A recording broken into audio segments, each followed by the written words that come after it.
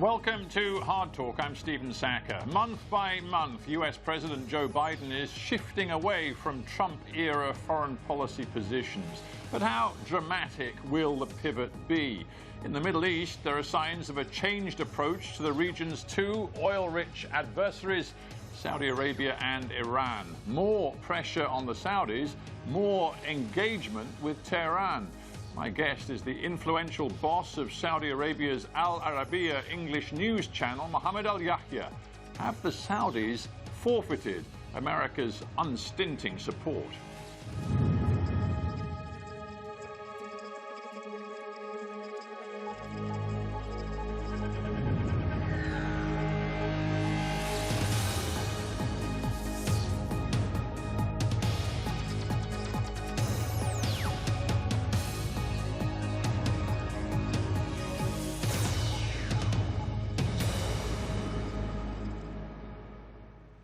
Mohammed Alyahya in Dubai, welcome to Hard Talk. Thank you for having me. It's a pleasure to have you on the show. Would you accept that life has become much more difficult for Saudi Arabia under the presidency in Washington of Joe Biden than it was under Donald Trump? I think, U.S.-Saudi relations have always had their ups and downs. Disagreement between the United States and Saudi Arabia has never reached 100%. The disagreements that we saw under the Obama administration are very similar with the disagreements we're seeing today that not just Saudi Arabia but other regional actors have with the Biden administration. Namely, it is appeasing the Iranian regime, returning to the flawed nuclear deal, and the consequences that it had on the region. As a result of this administration's Middle East policy, Saudi Arabia does not have it easy. Gulf countries do not have it easy. But I think the actors in the region that will suffer, I think, the most as a result of the Biden administration's Middle East posture, as we see it right now at this time, are countries like Iraq and Syria and Lebanon and Yemen, where an empowered Iran can cause more destruction, can cultivate its proxies even more, undermine state institutions in those countries even more. The more billions we see going into Iran's pockets and the IRGC's pockets, the Revolutionary Guards in Iran, the more suffering we will see in the region, concentrated in areas outside the Gulf. Yeah, interesting. I ask you about Saudi diplomacy and you choose to train your fire on Iran. I guess we might have expected that, but nonetheless, surely Saudi Arabia has to learn some lessons and learn them quick. And one lesson that surely is coming from America right now is that Saudi's war in Yemen has been an absolute disaster. So is Saudi ready to reverse course, reassess?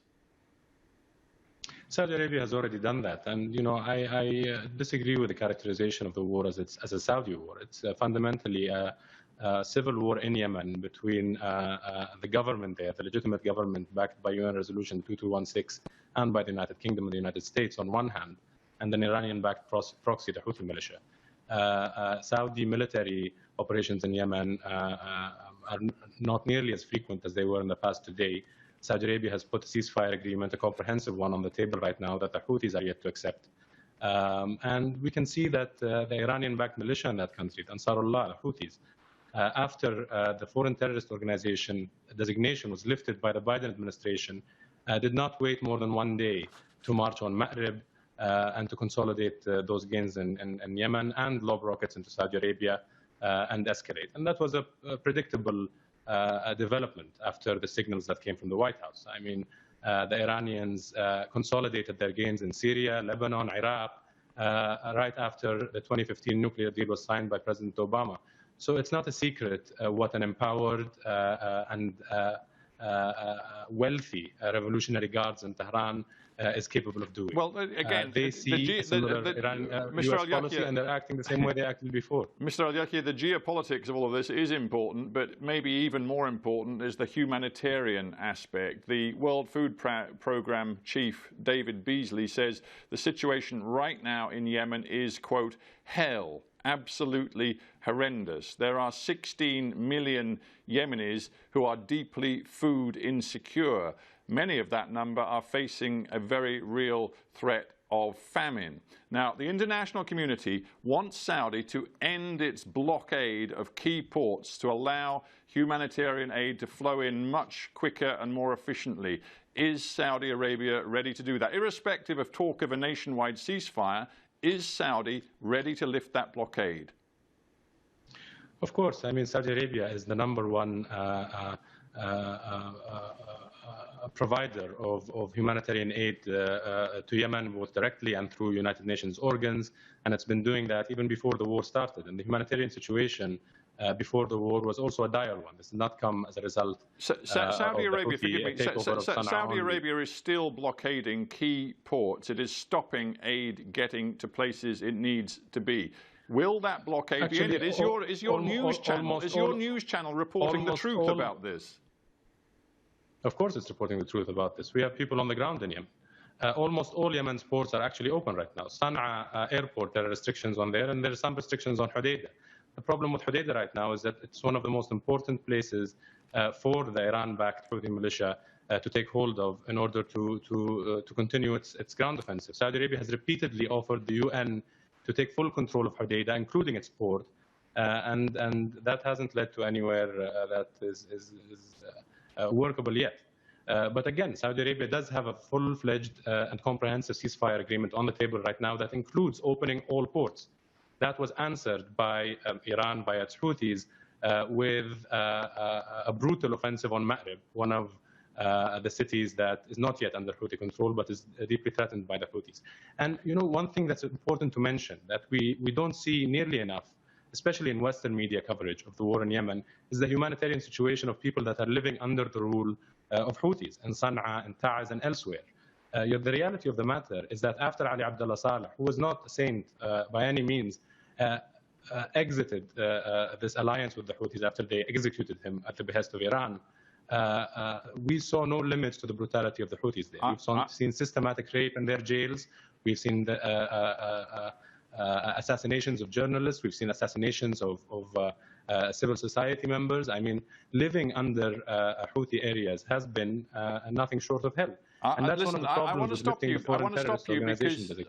you because it's important that this is a question and answer session, and you're saying very interesting things. And there is no doubt that the humanitarian suffering and the violence is on both sides of the front line in Yemen. No doubt about that at all. But I'm just wondering for you, as a news channel, majority owned by the Saudi state, whether you report the truth about the scale of Saudi bombing of Yemen, the impact it's had on civilians across the country, the unbelievable figures, frankly, more than 20,000 airstrikes by the Saudi-led coalition since the war began. Human Rights Watch documenting at least 90 apparently unlawful Saudi-led coalition airstrikes. Do you tell the truth about all of this on your Saudi-owned channel? Of course. I mean, some of the most detailed and around-the-clock coverage of the Yemen war, especially when the majority of the fighting happened, which is not in the past year, was covered on Al-Arabiya. And representatives of the Houthis were on the channel. Representatives of Iran were invited as guests on the channel. You know, if you ask any Arabic speaker that does watch Al-Arabiya, it's probably one of the only places to go to understand the conflict, to hear the points of views of people from both sides of the conflict, and the geopolitical consequences of that. The Biden administration has ended its support for the Saudi-led coalition's offensive. It is reviewing all Saudi arms sales. You obviously have close links to the Saudi government for all sorts of different reasons, many of them journalistic. Is it your view that the very top leadership in Saudi Arabia now understands that this war has to be brought to an end very quickly? Well, it's important to note that this is not Saudi Arabia's war. The reality of the matter is that this was a war between the legitimate government in Yemen, Abd Mansur Hadi's government, which is backed by UN Resolution 2216, backed by the United Kingdom, by France, by the United States, to name just a few countries. And on the other side, an Iran-backed Houthi militia that has acted and conducted itself in a very criminal fashion, that has weaponized aid and as we mentioned, has systematic abuse, torture, rape in its prisons. So for Saudi Arabia to withdraw will not solve Yemen's problems. Saudi Arabia is in close cooperation today, from what I understand, speaking to officials, with the United States. Saudi Arabia has drew back a lot of its military operations in Yemen today. And just to clarify, what happened today is that the United States has suspended offensive military aid to Saudi Arabia and Yemen, or military support rather. It's not aid, because what we're seeing is that defensive capability in Saudi Arabia are still supported by the Americans. Now, the line between defensive and offensive is still a matter of contention, but the reality is that Saudi military operations in Yemen have come almost to a complete standstill. Yeah. And that sheds light on something more important here. That's an interesting fact. That's an interesting fact. Stopping, yeah, sure. you allude to it. The war is not a panacea to Yemen's problems. You allude to an interesting fact that offensive operations have been scaled back, and I would put it to you that there are clear signs the Saudi government, of course led by Crown Prince Mohammed bin Salman, is fundamentally changing its message because of the pressure from the United States, not least its message on Iran. If I look back just a few years, MBS was likening the supreme leader Ayatollah Khamenei in Iran to Hitler. And now we learn that just a few weeks ago, just a few days ago, in fact, Saudi officials were having meetings with the Iranians, and recently MBS said, quote, "We do not want for Iran to be in a difficult situation. We want Iran to prosper and grow." It sounds like the tone is changing. I mean, I don't think there's a real change in what the Saudis or other Gulf partners in the region hope to see from Iran. I think the descriptions of Iran from the past are still accurate, but Saudi Arabia and other Gulf countries and Arab countries in general would love to see an Iran that leverages its strength. Iran is a very rich country. It has 80 million people in its population. It has ski slopes. It has beautiful areas by the Caspian Sea. It has industry. It has a rich heritage, rich history. Iran has every single ingredient to be a leading actor in the region that leads by example, that works towards economic prosperity, that adds value to its neighbors and also receives value from its neighbors. Mr. Alyahya, I don't think everybody else. Yeah, I don't think we need to be talking too much about Iran's ski slopes. I think what we need to be realistic about is that despite everything Saudi Arabia has tried to achieve in diplomatic terms, the US is determined to try to rejoin the so-called JCPOA, the agreement on Iran's nuclear program. That is very much alive. Saudi Arabia doesn't like it, but is going to have to learn to live with it. That's the truth, isn't it? Of course. And that will be difficult for Saudi Arabia because an empowered Iran is a national security threat for Saudi Arabia, but it's also a national security threat for Israel and various other Arab governments. But are you saying, hang on, are you saying the Americans are idiots then? That they don't even understand what's in their own national security interest? No, I mean, there have been many policies that have backfired and were poorly constructed, and they were drafted by people who are not idiots. I mean, to call every author of a bad policy an idiot, I think would be a very tedious job, Stephen. Let's talk about Saudi Arabia's broader international reputation. Now I'm thinking not so much about diplomacy and geopolitics. I'm thinking about the way people around the world have come to see Saudi Arabia. Now, you are a very senior Saudi journalist. Would you share with me the feeling that the murder, the brutal murder of Jamal al-Khashoggi in the consulate in Istanbul, which was perpetrated by Saudi officials who, according to American intelligence, were operating under orders from the very top, that has done immense and lasting damage to Saudi's reputation, yes? I would agree, and I knew Jamal Khashoggi, and he was a dear friend, and I think that his murder was a huge shock in Saudi Arabia before it was outside of Saudi Arabia, and it's something that runs against the history of Saudi policy and its conduct, and that's why we saw, the insistence on completing the investigations and trials into the people that were responsible for this swiftly and thoroughly. And that's what the Saudis have embarked upon. But the investigations haven't been completed, have they? They haven't gone to the very top, because the people who carried the can for this were relatively low-level functionaries and officials. And as I say, that US intelligence document makes it quite plain that authorization of this operation, so murderous operation, went to the very, very top and clearly involved the Crown Prince himself.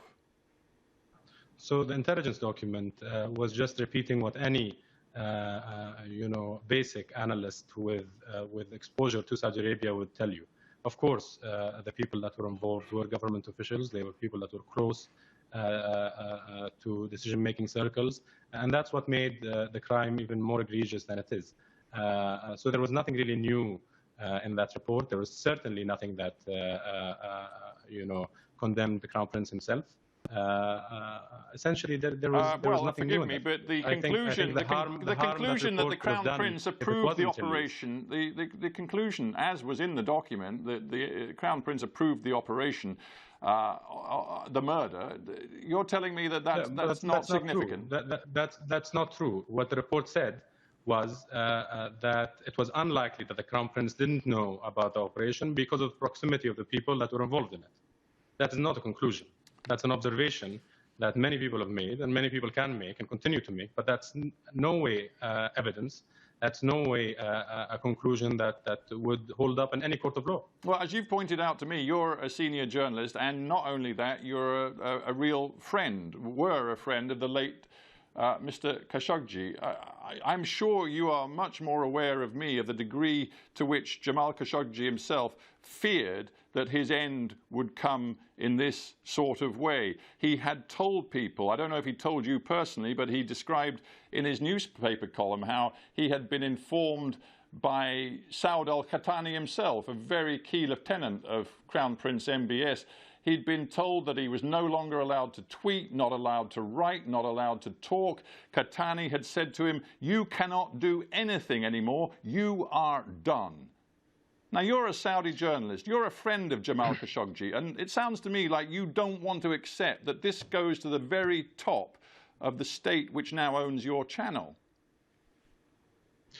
No, it's not about accepting or not accepting. I'm not going to sling mud without any shred of evidence. And that's what we've been seeing a lot of throughout this time and the coverage of Jamal Khashoggi's murder. The reality is, Jamal Khashoggi never told me personally that. And any observer that sees the politicization of Jamal's case will understand that all sorts of leaks, all sorts of hearsay has been, peddled and spread in this case. We saw it with the leaks in Turkey, we saw it with leaks in the United States, we saw it everywhere. I mean, this was a political football that didn't last just for 1 week, 2 weeks, 3 weeks. It lasted for many, many months.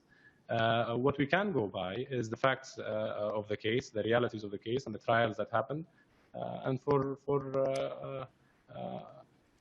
See, I'm very interested in the way you, because you are a senior commentator and journalist, as well as running the channel Al-Arabiya in English, you characterize Saudi Arabia as being, if I can put it this way, in tune with a sort of modernizing, reforming trend across parts of the Arab world. This is a quote from you. Young people are much more in tune with other young people these days in other parts of the world. What these young Arabs are rejecting is antiquated, archaic, theocratic ideology which they've been spoon-fed, controlled by groups like Iran's Revolutionary Guards. That approach no longer works, you say.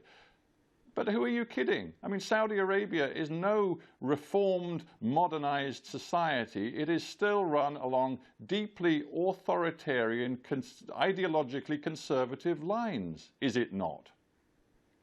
No, it's not. I mean, it was, that might have been a fair characterization 10 years ago.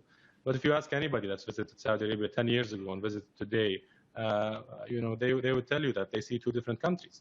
The reality is that today, young women in Saudi Arabia have the right to drive. They have the right to, more importantly than drive, live alone without a recourse. They can travel without the permission of male guardians. They can attend university and choose their majors without the permission of male guardians. They can take jobs, choose their careers without the permission of male guardians. And that's more than what women can do in other Gulf countries and other Arab countries, certainly more than women can do in Iran. All that happened in lightning speed. And that's a reflection, Well, of course, of the government's will to reform, but also of what I mentioned in the article that you cited. Young people were ready for this. You know, the myth that Saudi society was conservative and wouldn't accept these changes and had to move slowly was shattered very, very quickly in Saudi Arabia. This new Saudi Arabia you're alluding to doesn't seem to match the Saudi Arabia that I see. Let's be very specific. You run a new. Have you visited Saudi Arabia? You run a news. When is the last time you visited? Yeah, I actually visited the King Abdullah Economic City to see this sort of modernization program taking flesh. As it happens, that city doesn't really seem to have gotten very far. But I'm more interested in basic statistics. You tell me, as a Saudi journalist, how many political prisoners are there in Saudi Arabia today? I can't give you a number for that. Why not?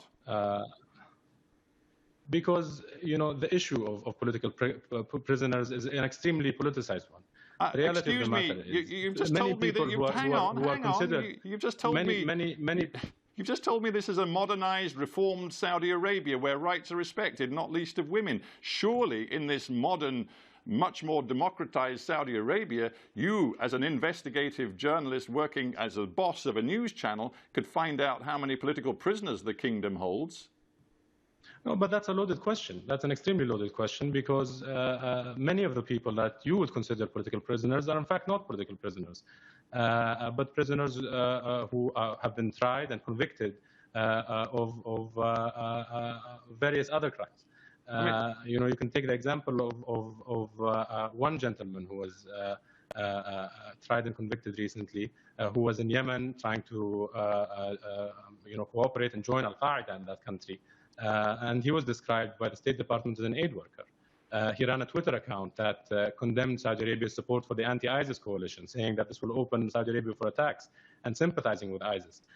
You know, many people would consider that free speech and consider it freedom of expression for him to go and support Al-Qaeda in the neighboring peninsula. And it's important to consider that the entire Al-Qaeda contingent in Saudi Arabia, or almost all of it, has moved to Yemen.